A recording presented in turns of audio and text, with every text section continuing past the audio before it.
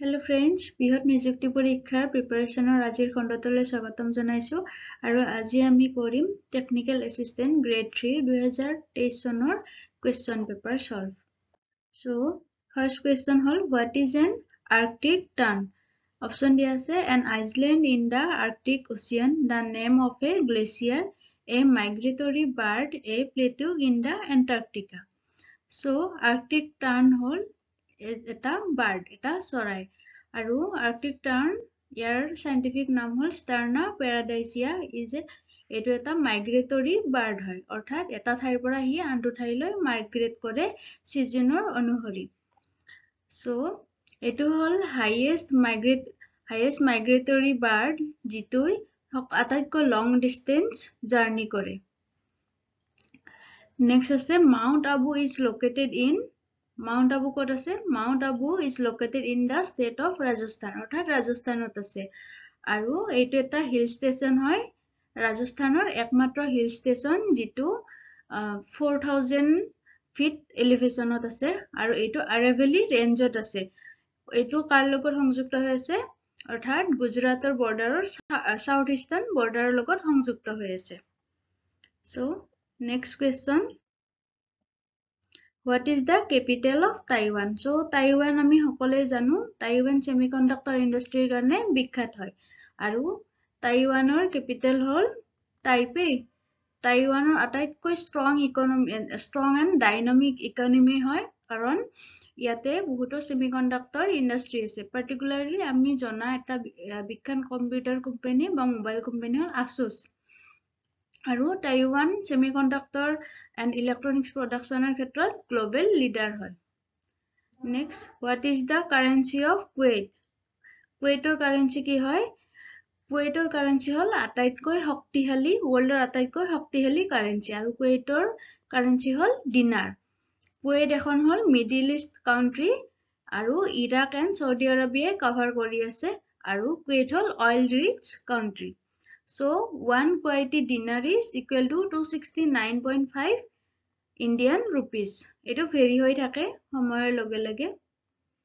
Next is which of the following is the largest continent in the world? So, eto ami hokole janu ami horur pora pori ahisu.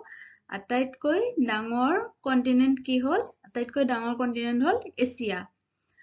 And etwe 30% world land amar planetor 30% land mass cover kori ase with an area of 44 million and 5,79,000 square kilometer aru etu hol ataitko most populated continent 60% world population Asia te ase next is Varanasi is situated on the bank of which river orthat Varanasi কোনটো নদীৰ পাৰত অৱস্থিত option দিয়া আছে কোচি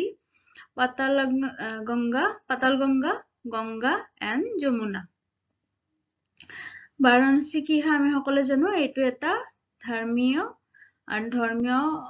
য'ত স্পিৰিচুৱেলিজম কৰে হেনেকুৱা এটা ঠাই আৰু এইটো আছে ক'ত আছে উত্তৰ প্ৰদেশত নৰ্থাৰ্ণ ইণ্ডিয়াত আছে আৰু এইটো ক'ত আছে গংগা ৰিভাৰৰ পাৰত আছে আৰু ইয়াতে কি হয় সংস্কৃত ভাষাৰ বিষয়ে চৰ্চা হয় হিন্দী ভাষাৰ বিষয়ে চৰ্চা হয় ধৰ্মৰ লগতে আৰু ইয়াতে আমাৰ ফেমাস ৰাইটাৰ ফেমাস নভেলিষ্ট অৰ্থাৎ উপন্যাসবিদ প্ৰেমচন্দ এণ্ড তুলসীদাস তেওঁ কোন আছিলে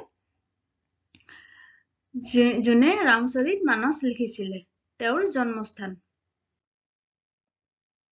Next question, which of the following cities is known as Pink City? So, Pink City বুলি ক'লে আমাৰ মনত আহে pink colorৰ হে ঘৰবিলাক. So, option দিয়া আছে জয়পুৰ, কলকাতা, মাইসুৰ and শ্ৰীনগৰ. ইয়াৰ উত্তৰ কি হ'ব? উত্তৰ হ'ব of course জয়পুৰ. আৰু জয়পুৰ কি হ'ল? ৰাজস্থানৰ capital হয় অৰ্থাৎ ৰাজস্থানৰ ৰাজধানী. আৰু জয়পুৰ কেতিয়াৰ পৰা pink city হিচাপে জনা যায়?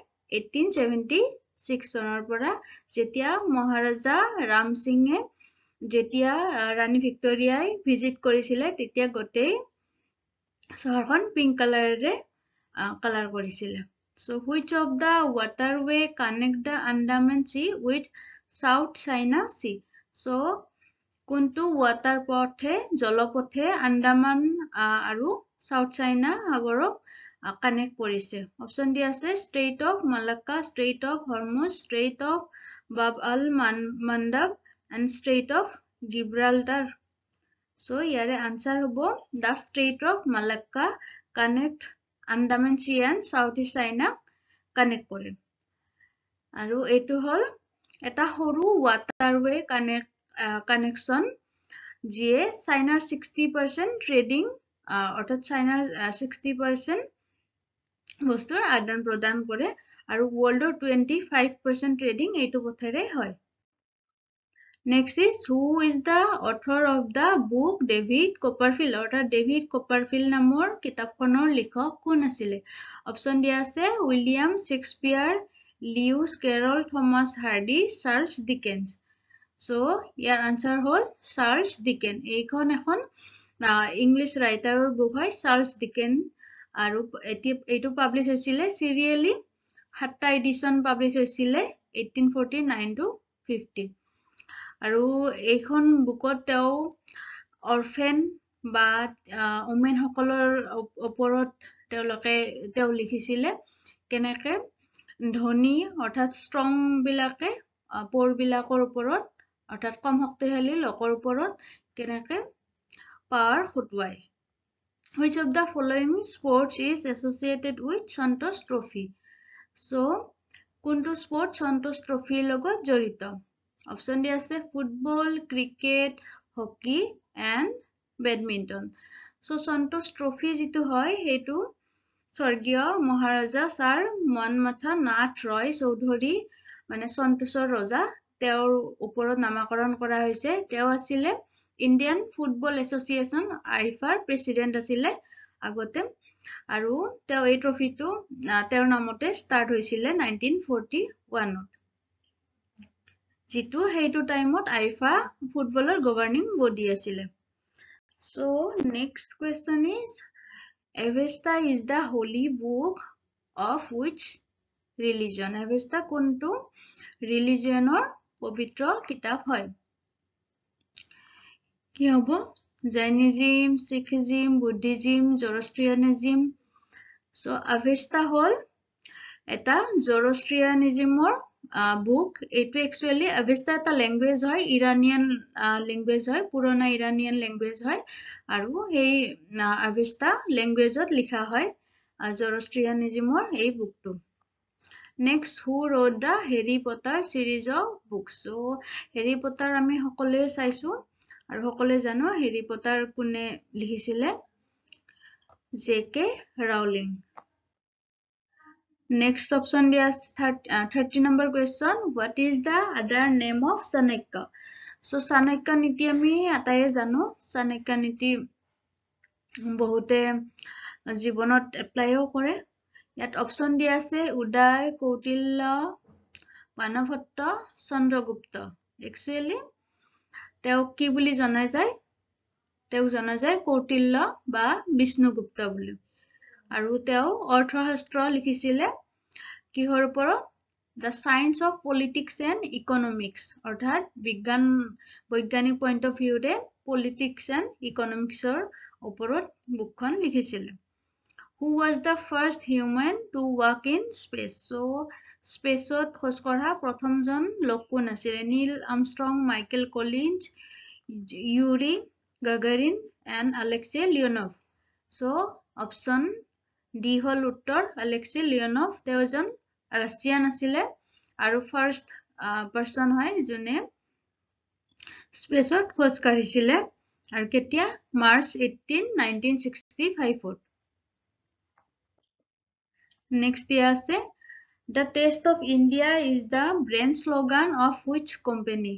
So আমি আটায়ে জানো এইটো হল আমুলৰ slogan Amul The Taste of India।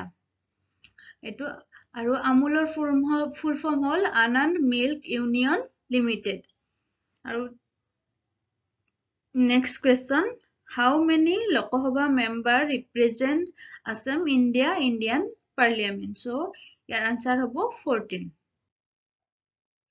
17. Where is the headquarter of the International Labour Organization situated? So International Labour Organization ILO headquarter code অৱস্থিত? Option D আছে New York, Washington DC, Geneva or Bern. So ILO headquarter আছিল Geneva, অৰ্থাৎ Switzerland আৰু ইয়াৰে আগতে এইটো আছিলে লণ্ডনত তাৰ পিছত জেনেভালৈ মুভ কৰা হয় আৰু আইএলঅৰ এইম হল একচুয়ালি তেওঁলোকে সোশিয়াল জাস্টিসৰ ওপৰত কাম কৰে লেবাৰ হিউম্যান আৰু লেবাৰ ৰাইটছৰ ওপৰত কাম কৰে আৰু তেওঁলোকৰ জাস্টিসৰ কাৰণে কাম কৰে Who among the following was the founder of slave dynasty in India? অর্থাৎ slave dynasty founder কোন হয়? Option A Sher Shah Suri, B Iltutmish, C Kutubuddin Aibak and Ghiyasuddin Balban. So Kutubuddin Aibak হল ইয়াৰে founder তেওঁ establish কৰিছিলে আৰু এইটো dynasty আছিলে 1206 চনৰ পৰা অৰ্থাৎ 1206 পৰা 1290 লৈ আৰু এইটো আছিলে ফাৰ্ষ্ট ডাইনেষ্টি যিয়ে দিল্লী সুলতানৰ শাসন চলাইছিল 19 number question Who among the following was a son of Emperor Babur অৰ্থাৎ বাবৰৰ তলত দিয়া সমূহৰ ভিতৰত বাবৰৰ পুত্ৰ কোন হয় অপচন দি আছে Humayun Jahangir Shahjahan and Bahadur Shah Zafar Actually, বাবৰৰ চাৰিজন পুত্ৰ আছিলে Humayun, Kamran, আসকাৰী and হিনলাল. So, answer হ'ব হুমায়ুন. আৰু বাবৰ কোন আছিলে মোগল এম্পায়াৰৰ ফাউণ্ডাৰ আছিলে. Next দি আছে জালিয়ানৱালা বাগ massacre took place in which of the following cities? Option দি আছে লুধিয়ানা, অমৃতসৰ, পাটিয়ালা and চণ্ডীগড় অৰ্থাৎ জালিয়ানৱালাবাগৰ যি হত্যাকাণ্ড এটো কত সংঘটিত হৈছিলে সো আমি আটাই জানো এটো সংঘটিত হৈছিলে অমৃতসৰৰ 13 এপ্ৰিল 1919 আৰু এই দিনা আছিলে বৈশাখীৰ দিন যেটো ইতিহাসৰ এটি কলা পৃষ্ঠা হয় একচুয়ালি জালিয়ানৱালাবাগত ব্ৰিটিছৰ বিৰুদ্ধে পিসফুল প্ৰটেষ্টৰ কাৰণে বহু সংখ্যক লোক একেলগে লগ হৈছিলে আৰু তেতিয়া এই হত্যাকাণ্ড সংঘটিত হৈছিলে আজিলৈ ইমানে নেক্সট আকৌ 20টা কোৱেশ্চন লৈ আমি আহিম আজিলৈ থ্যাংক ইউ